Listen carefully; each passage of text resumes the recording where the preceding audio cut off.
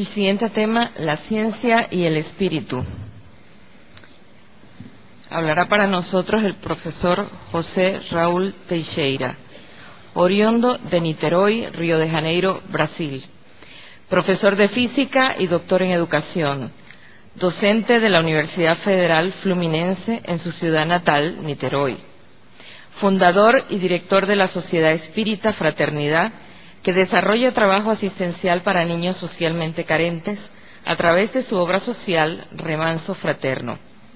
Es uno de los oradores espíritas más solicitados, por lo que ya visitó todos los estados brasileños y más de 38 países llevando el mensaje espírita. Psicografió diversas obras dictadas por varios espíritus en un total de 26 libros publicados hasta el momento, de los cuales 16 ya están traducidos al español, al inglés y al italiano. Con ustedes el profesor José Raúl Teixeira.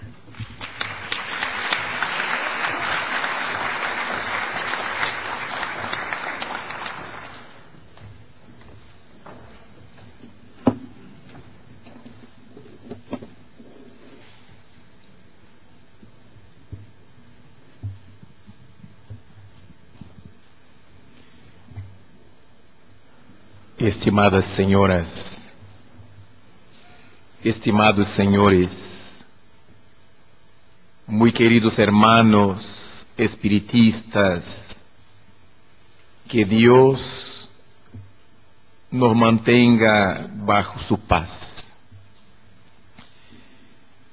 La cuestión es de mucha gravedad, porque se trata de la cuestión del espíritu. Mientras tanto, para la ciencia formal del mundo contemporáneo, esa es una conjetura de los religiosos. No hay para los científicos formales una creencia, una admisión de la existencia de Dios. Y si no hay en la existencia de Dios, menos aún en la realidad del espíritu. En todos los tiempos, cuando la ciencia expone sus pensamientos, sus razonamientos, lo hace a través de teorías que siempre son propuestas a través de modelos. Porque la ciencia que desea conocer el origen del mundo y de las cosas en general, no sabe cómo en realidad son esas cosas. Por ejemplo, ¿por qué no sabemos cómo es el átomo? Construimos un modelo de lo que puede ser entendido como el átomo. Porque se sabe de las partes básicas constituyentes del átomo, que ya no es hace mucho tiempo átomo. Desde los días lejanos, cuando Leucipo y Demócrito en Grecia establecieron la existencia necesaria de conceptos que pudiesen llevar la persona humana a creer en la parte más mínima de la materia, indivisible. Y para esa materia mínima, indivisible, Demócrito y Leucipo le dieron el nombre de indivisible, en griego, átomo. Átomos, no divisible. Pero poco tiempo después, cuando las ciencias empezaron su desarrollo, ya estábamos delante de otra realidad. Lo que era llamado de átomo ya tenía un protón, alrededor suyo un electrón. Después se descubrió que había junto al protón en el núcleo un neutrón. Ya existían tres cosas en un cuerpo que se suponía indivisible. Entonces, Niels Bohr ha creado un modelo de átomo con el protón, con el neutrón, con el núcleo y con un electrón en su órbita alrededor. Era un modelo, es un modelo, porque nadie puede explicar visualmente, visiblemente, cómo es el átomo. Es algo no observado por la visión, algo no tocado por nuestro sentido táctil. Entonces, es un modelo. Cuando hablamos de las constelaciones del espacio, cuando hablamos de las miles de millones de conjuntos estelares, estamos construyendo modelos. Entonces, tenemos un conocimiento de la realidad universal a través de la ciencia, por medio de modelos. Si hablamos de la electricidad, nadie sabe cómo ella es. Entonces tenemos modelos de las líneas eléctricas, de los campos magnéticos, todas las cosas que no podemos ver, podemos concebir. Y concibiendo, construimos modelos. Entonces, a lo largo del tiempo, en todos los campos de los conocimientos científicos, los investigadores trataron de construir modelos que pudiesen brindar a la criatura ideas las más próximas de lo que es, de lo que pueda ser aquel que está bajo su investigación. Entonces, la gran mayoría de nosotros supone que sabe cómo son las cosas del universo porque hemos estudiado en los libros, porque hemos sido aprobados en nuestros testes, en nuestras pruebas, en nuestros concursos, en las competencias académicas. Pero tenemos modelos. No sabemos propiamente cómo son las cosas en verdad, sino a través de sus efectos. Las fuerzas que sostienen al universo entero son fuerzas jamás vistas por nosotros, pero creídas indudablemente.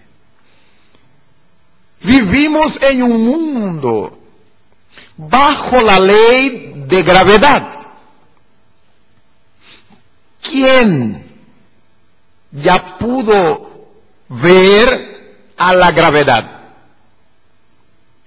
Le sentimos sus efectos. Sabemos que tenemos que caminar sobre la tierra, sobre el mundo, caminando. No tenemos posibilidades, por ejemplo, de volar sobre la tierra como tienen los pájaros.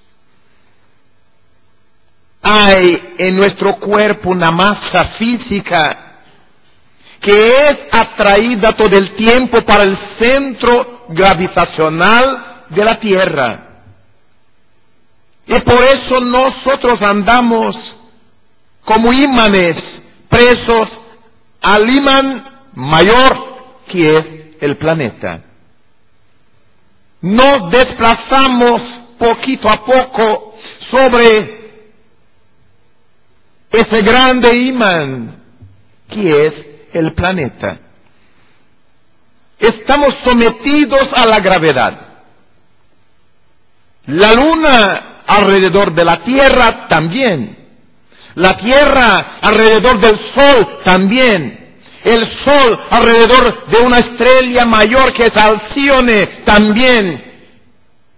Nuestra galaxia, domésticos, utilidades domésticas, máquinas domésticas, todas ellas basadas en la electricidad. Tenemos nuestros aparatos telefónicos, nuestros objetos personales, todos, desde los relojes hasta otras cosas más amplias, apoyadas en la electricidad. Y nuestro cuerpo físico tiene campo de producción de electricidad y red para el esparcimiento de la electricidad para las partes donde es necesaria. Nuestro sistema nervioso es una red eléctrica que lleva los pulsos eléctricos de una parte a la otra del cuerpo para que nos mantengamos vivos. Nuestro corazón, como ha demostrado el doctor Hiss, es un cuerpo eléctrico, un hilo nervioso, un eje nervioso que es un conductor eléctrico, promoviendo la polaridad. Las sístoles, las diástoles, sus movimientos, los movimientos cardíacos, basados en la electricidad. Nuestro cerebro funciona basado en la electricidad. Basta observar que cuando recibimos un shock eléctrico, de acuerdo con la intensidad de esa corriente, sentimos que estamos paralizados, porque la corriente eléctrica sobre nuestro cuerpo, sobre nuestro sistema nervioso, nos impone un detenimiento del flujo eléctrico del cuerpo. Nos detenemos porque la fuerza eléctrica de afuera es mayor que la nuestra. Pero hay una intervención de la electricidad que recibimos sobre la electricidad que producimos. Y si nos quedamos mucho tiempo bajo esa influenciación, desencarnamos, morimos. Porque nomás respiramos. El efecto de la electricidad sobre nuestro cuerpo es sobre los campos eléctricos de nuestro cuerpo. Todas las células nuestras son cuerpos eléctricos, pilas eléctricas basadas en potasio, en sodio, en dosis equilibradas. Entonces, es importante saber que la electricidad hace parte de nuestras vidas, en nuestro diario vivir. Pero no la vemos. La sentimos, sentimos su necesidad, pero no la vemos. Cuando tenemos que representar la corriente eléctrica por los conductores, tenemos modelos.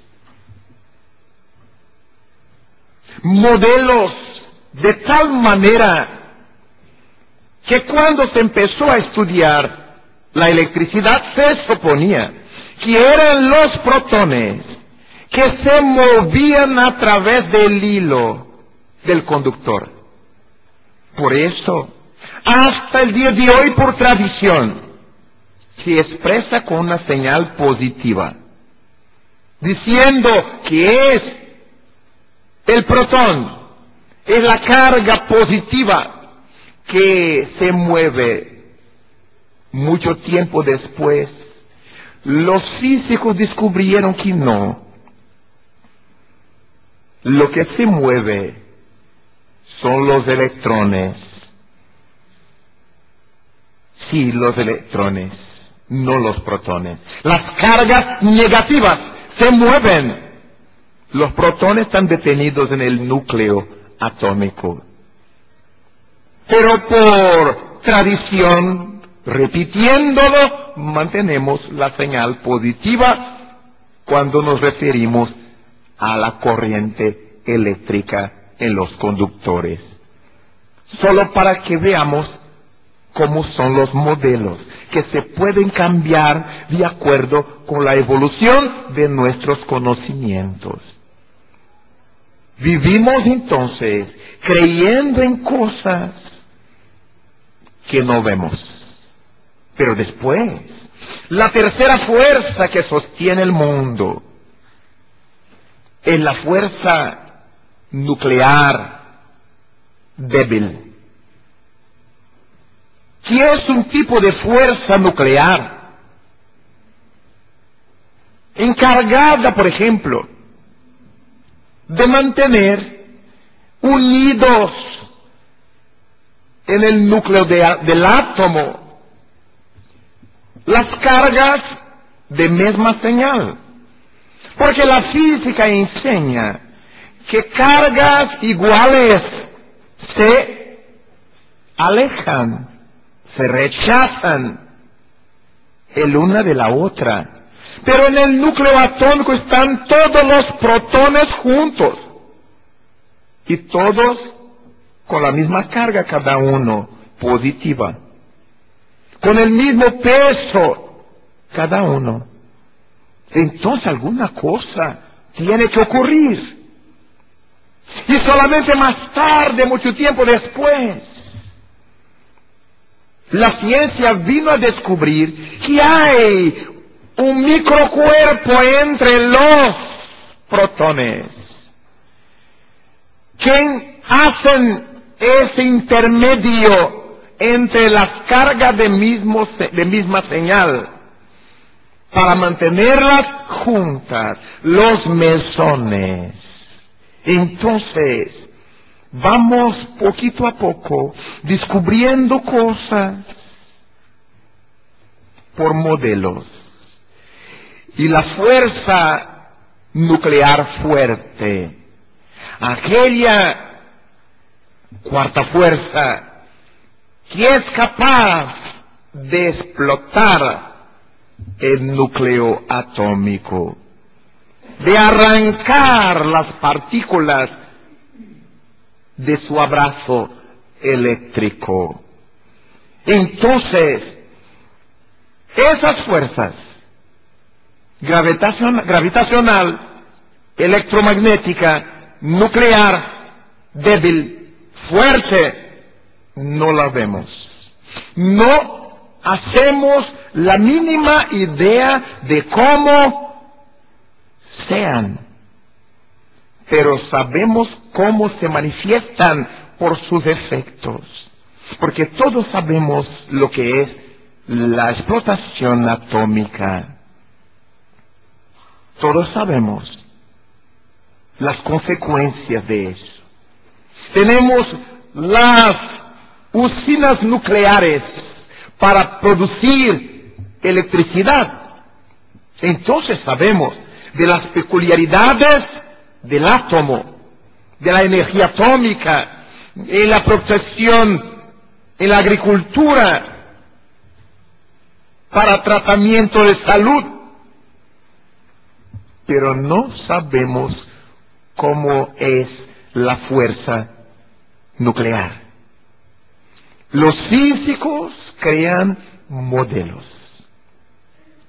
Entonces, tuvimos en la ciencia los trabajos de Paul Dirac, que estudiando el magnetismo, las células vivas, encontró algo fascinante para él y para la ciencia.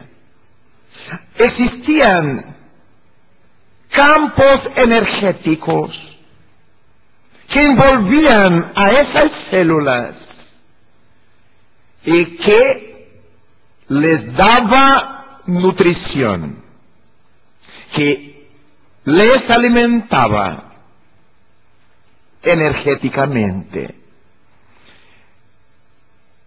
Y el doctor Paul llamó a esos campos, Paul Dirac, llamó a esos campos encontrados por él the fields of life, campos de vida, porque eran esos campos que les daban vida a las células, que no las dejaban morirse.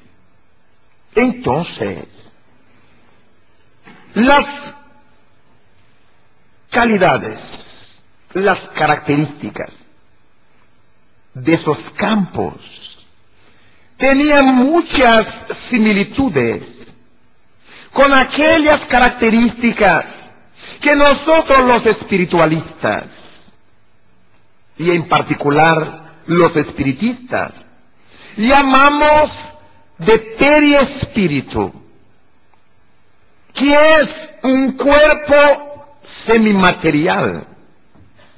Es algo energético, es algo material, es un cuerpo, por falta de otra expresión, que involucra al ser espiritual, que cubre, pero no solamente, que se interpone,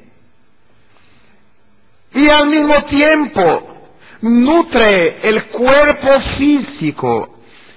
Es como si la energía fuera producida en el centro espiritual, en el alma, atravesase ese cuerpo semimaterial y alcanzara al cuerpo más exterior, al cuerpo físico, en un flujo continuo.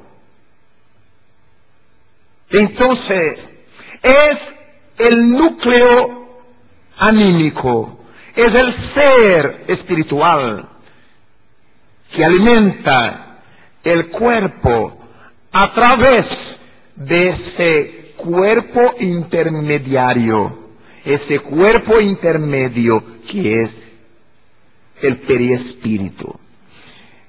El doctor Paul Dirac no habló de periespíritu, no conocía periespíritu, descubrió un campo energético capaz de nutrir a las células físicas, de nutrir la biología de los seres, y por las calidades de esos campos, nosotros los espiritualistas concluimos que hay mucho de semejante, hay mucha semejanza entre los campos de vida de Dirac y el cuerpo espiritual de Pablo de Tarso, que es el mismo periespíritu de Allan Kardec. Entonces vemos que a lo largo del tiempo vamos encontrando en las investigaciones científicas elementos que nos ayudan a dar apoyo a las tesis nuestras, aun que la ciencia formal no esté preocupada un poco siquiera con los intereses espiritualistas. No están investigando en pro de los espiritualistas, están investigando en pro de la humanidad.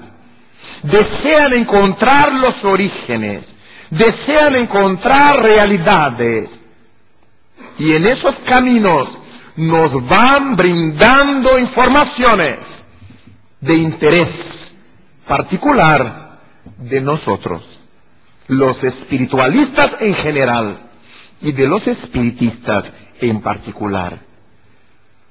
En los años de la década 1960,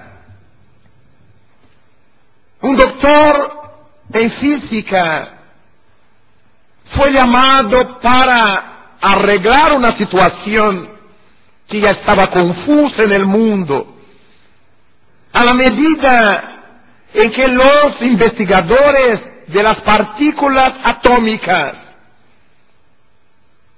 los atomistas, fueron descubriendo, además del protón, del neutrón, del electrón, otras partículas existentes en el átomo. Mira, era algo indivisible. Y fuimos descubriendo cosas dentro de lo que sería indivisible, que cada científico, que cada investigador iba dándoles nombres de acuerdo con sus creencias. Y fue llamado el doctor Murray Gell-Mann de Nueva York, porque era uno de los más notables atomistas de aquel entonces. Y él empezó por organizar las ideas alrededor de las partículas que estaban siendo descubiertas en grandes cantidades. Las nombró, fue aceptado y empezó a admitir que tales grupos de partículas, por tener determinadas características, serían llamadas así. Él las nombró con nombres muy especiales, mas también con nombres de colores, de sabores, de acuerdo con sus creencias. Ya que no las veía, las nombró como admitió que sería posible. Pasamos a conocer partículas pesadas para los términos atómicos. que él llamó hadrones. Los protones eran hadrones, pertenecían a la familia de los hadrones. Entre otros elementos está el protón entre los hadrones. Pasamos a conocer los mesones de variadas letras. A uno de los brasileños cupo el honor de descubrir el mesón pi. El doctor César Latz, ya desencarnado. Entonces empezaron las descubiertas. El mundo conoció neutrinos, una partícula tan pequeña, imposible de imaginársela. Durante mucho tiempo los físicos no conseguían captarla, fotografiarla, registrarla de alguna manera, hasta que lo lograron. Cuanto menor las partículas, casi sin masa, prácticamente sin masa, mayor la energía. El protón era admitido como una partícula básica. Está bien, hay un protón, un neutrón y el electrón conformando el átomo, pero son partículas básicas, fundamentales. Después se descubrió que dentro de cada protón hay 3 quarks. Dios mío. 3 quarks dentro de un protón que hace parte de un cuerpo que era indivisible. Y entonces más nos acercamos de lo que podríamos llamar de las energías puras. Nace entonces la microfísica, la física de las micropartículas. Y día tras día se descubren partículas menores, más energéticas. Y estamos nos acercando de un mundo, de un campo inmenso que va dejando hacia atrás la materia grosera. Emergimos en el mundo de las energías. ¿Y dónde llegaremos? En el mundo de las energías. Allan Kardec, en su libro La Génesis, plantea esa cuestión afirmando que el espiritismo es un trabajo desarrollado por 4 manos. 2 manos que representan el mundo espiritual. Y las 2 otras representan el esfuerzo humano. Hay investigaciones que tenemos que hacer aquí. Hay otras que nos llegan a través de la revelación espiritual. Y en este campo de las investigaciones que tenemos que realizar aquí en el mundo físico, tenemos que contar con el apoyo de la ciencia, porque el mismo Allan Kardec, el mismo codificador del espiritismo, que cumplirá este año sus 150 primeros años en el mundo, afirma que el mundo tiene necesidad de una ciencia que sea religiosa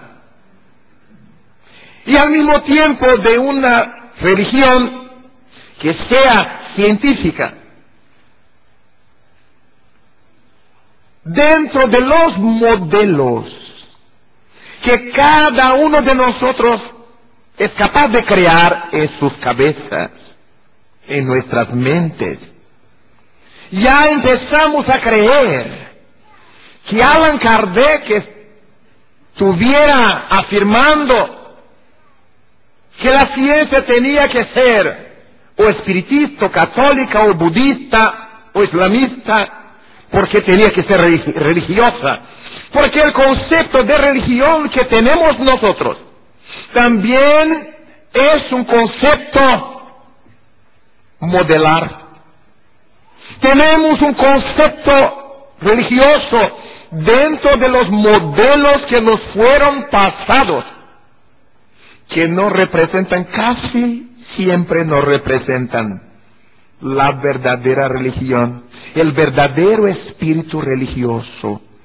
Entonces, cuando Allan Kardec nos dijo que había necesidad de que la religión fuese científica, no es que teníamos que traer los laboratorios para las iglesias, para los centros espíritas, para las mezquitas, para las sinagogas.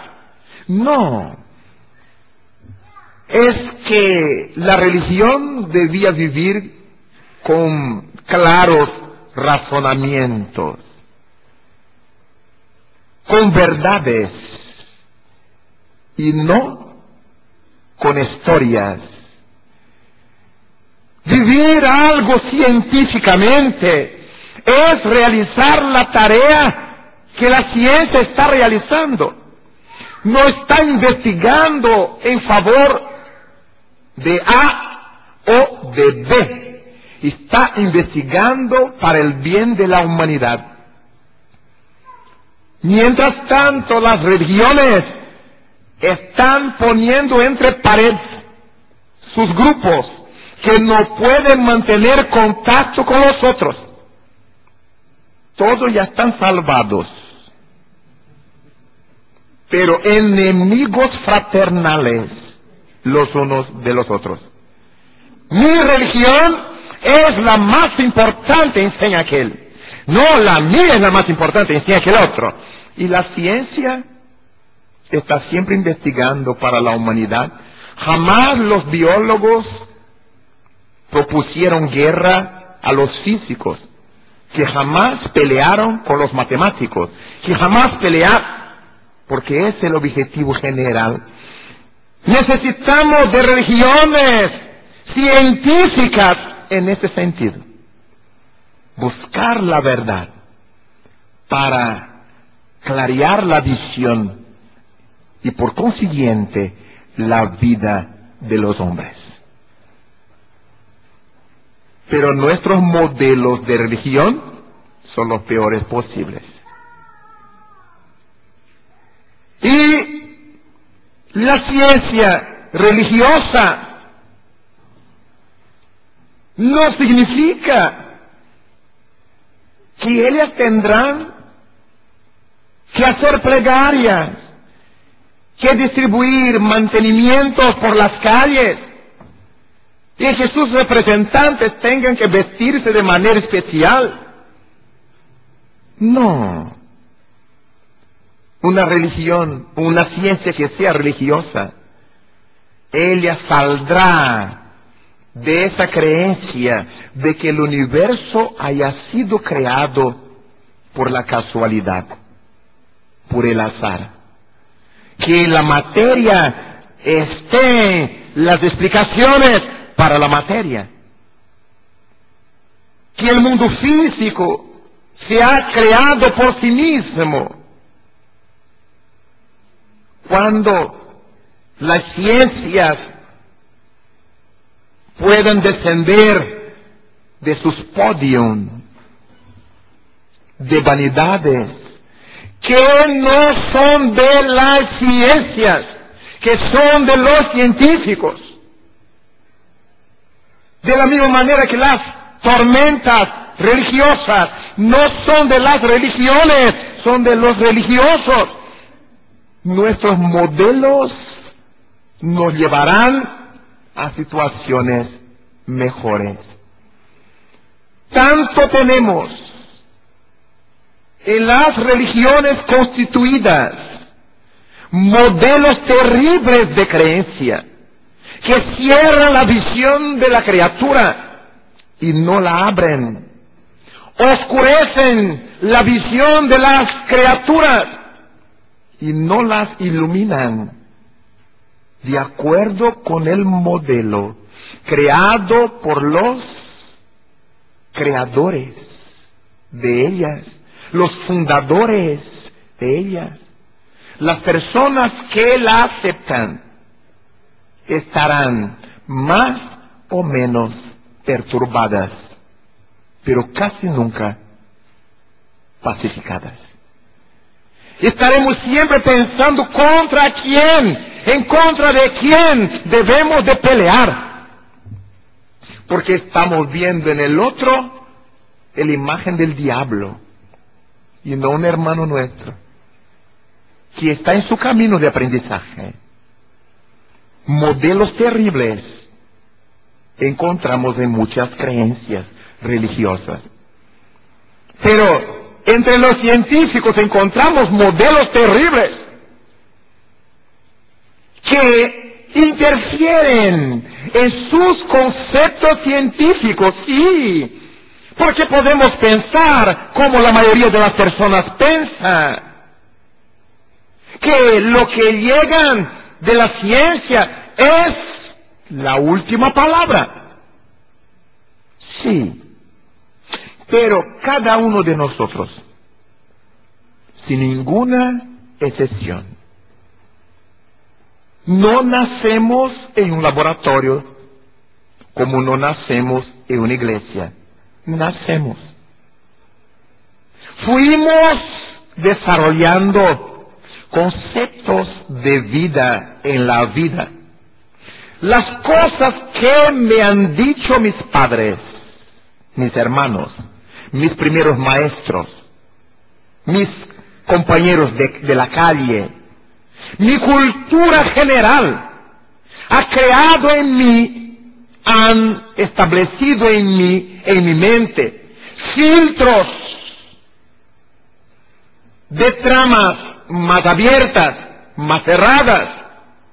Y yo soy la consecuencia de esos procesos socioculturales, espirituales. Si yo crecí bajo la violencia en mi hogar, si fui agredido por mi padre, por mi madre, por mis hermanos, por los otros, por todos ellos, o si yo he recibido cariño, ternura, comprensión, sí, no, si yo he aprendido a convivir con la verdad establecida en mi hogar para una vida recta, digna, honesta, o si yo aprendí en mi hogar a ser el más experto y sacar de los otros lo que fuera posible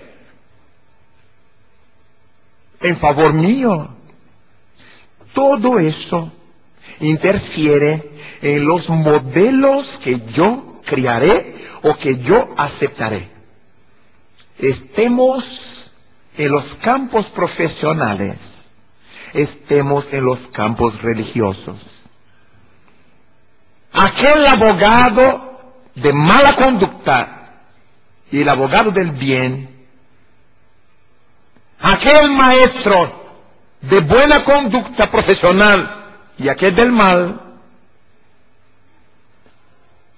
aquella dueña de casa, dueña del hogar, ama de casa, aquel jefe de familia, responsables o irresponsables con sus vidas, con sus compromisos, con sus hijos, son exactamente los individuos que nos creamos con nuestras culturas sociales, espirituales, intelectuales, morales.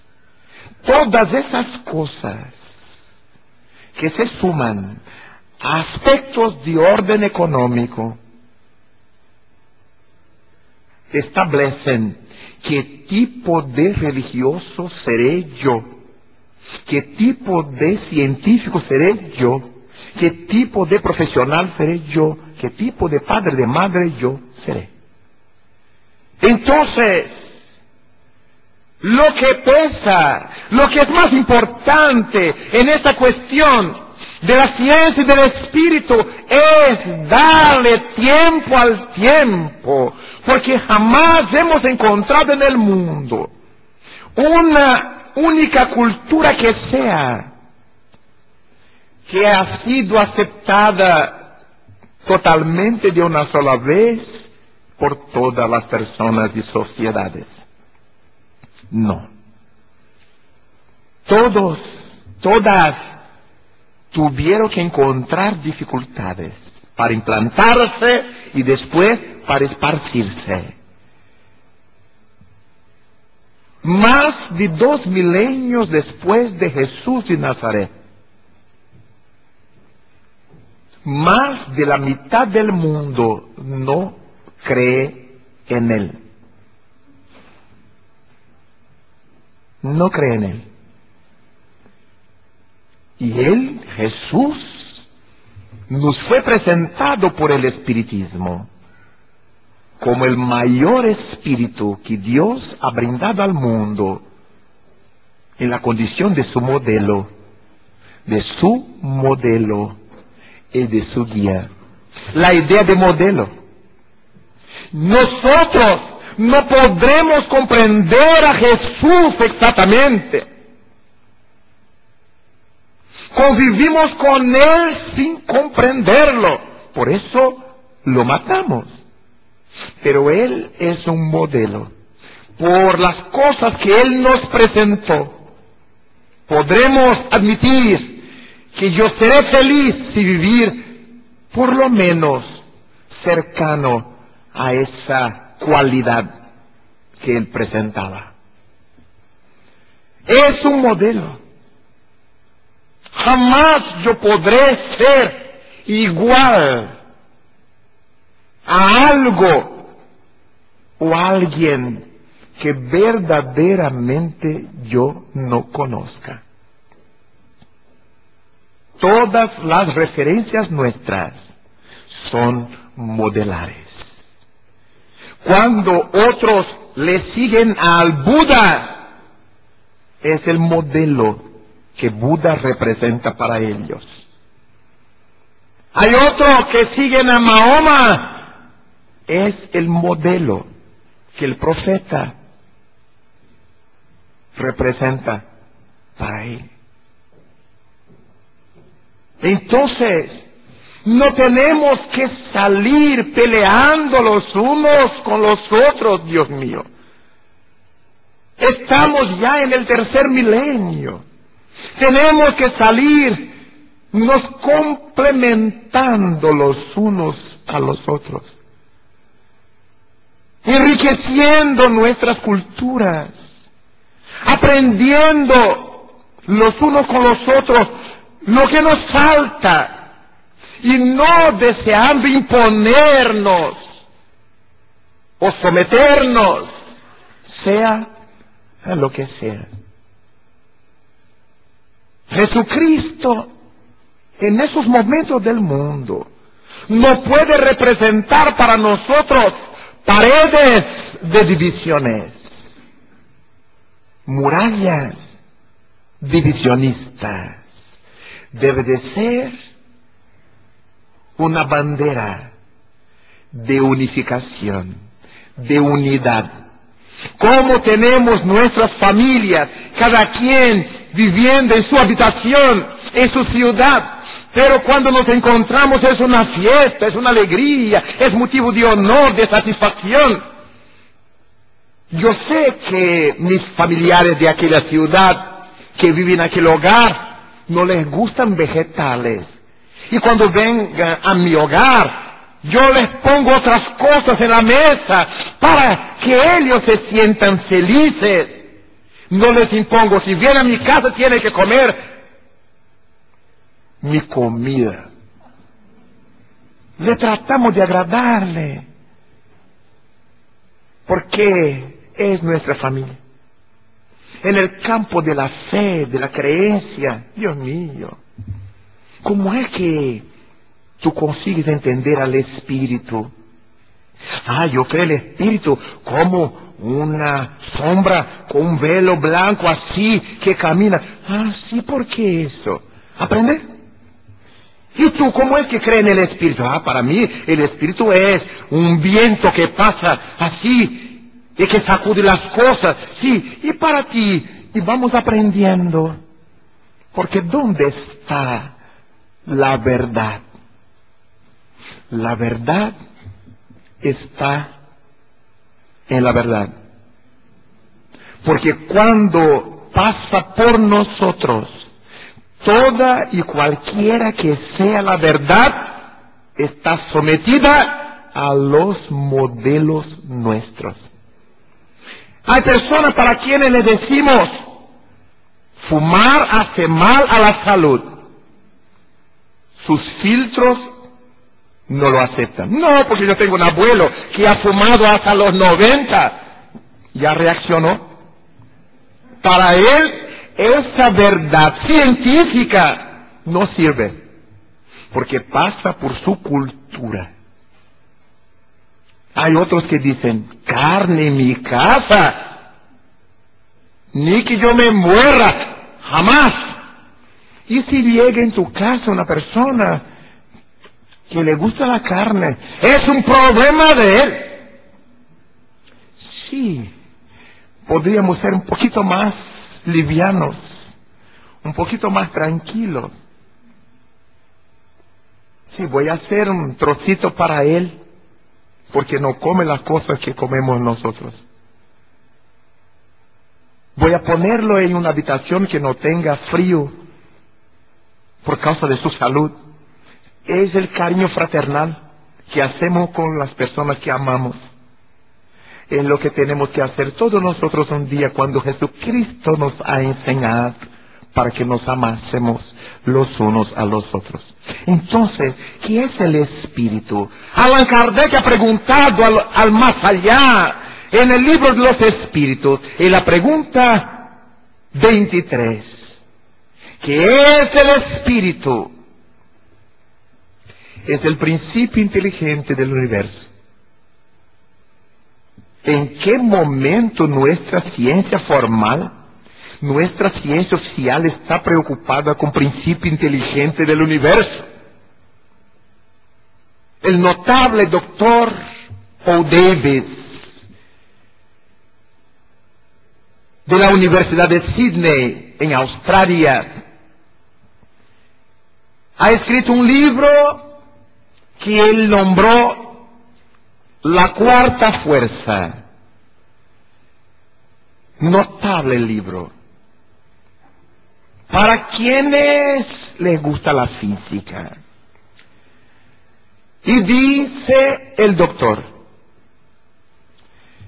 cuando los físicos descubrimos cuál es el sentido del universo, cuál es el objeto de los planetas, estará concluida la misión científica.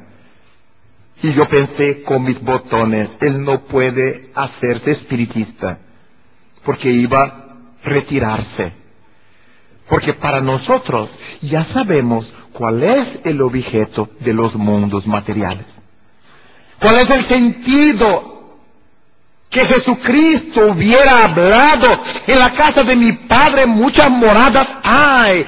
Los mundos existen para que en ellos habitemos, crezcamos, desarrollemos potencialidades que nos harán Cristos un día. Y no tenemos la mínima intención de retirarnos de nuestros estudios, porque eso no es todo, no es lo todo. Es una parte de la cuestión. Saber qué son los mundos, para qué sirven, y ahora mirarnos y saber quiénes somos. ¿De dónde venimos? ¿Qué es que debemos de hacer aquí en la tierra? ¿Y para dónde después de la tierra seguiremos? Después de la muerte física, ¿para dónde seguiremos nosotros? La evolución no comienza, no se concluye aquí en la tierra. La tierra es un pasillo pequeño o una escalerita pequeña. La tierra es una escuela sencilla, pero muy importante en el proceso de nuestro progreso general. Lo que el espiritismo viene a llamarnos la atención, lo que el espiritismo está llamando todo el tiempo de educación, el arte de conformar caracteres, es exactamente aprender a cambiar nuestros modelos observacionales. Por eso personas que muchas veces somos duras, cerradas, a lo largo del tiempo vamos aprendiendo a hacernos personas más sencillas, más sensibles, cambiando nuestro modelo original, cerrado, duro.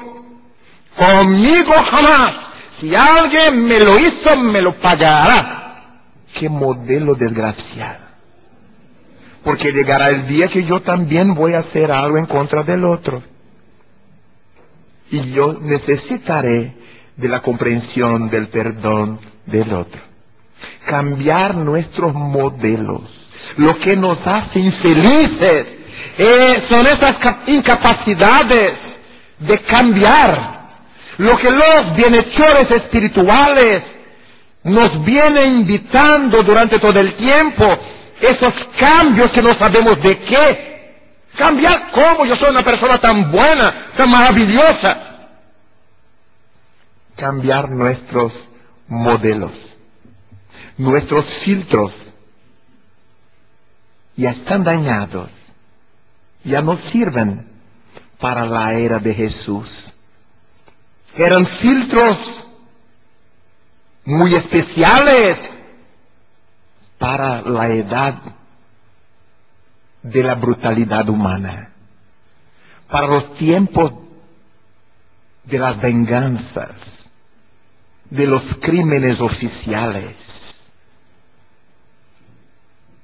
Después de Jesús,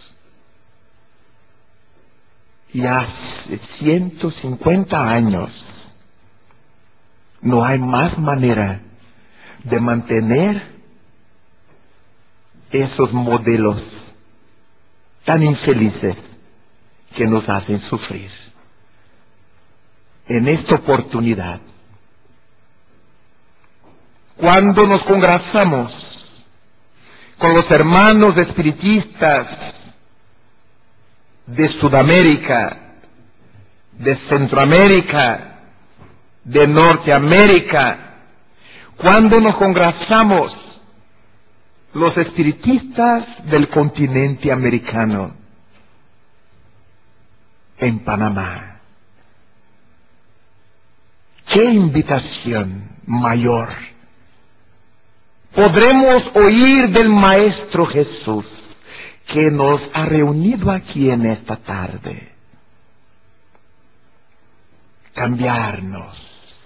Hay tiempo para que nuestras ciencias se hagan religiosas, para que nuestras religiones se hagan científicas, sin ninguna intención de dominar los campos de estudio de los otros, pero adaptar las ideas, cambiar los fundamentos nuestros modelos cerrados actitudes groseras, modelos flexibles, posibilidades de avanzar hacia Jesús.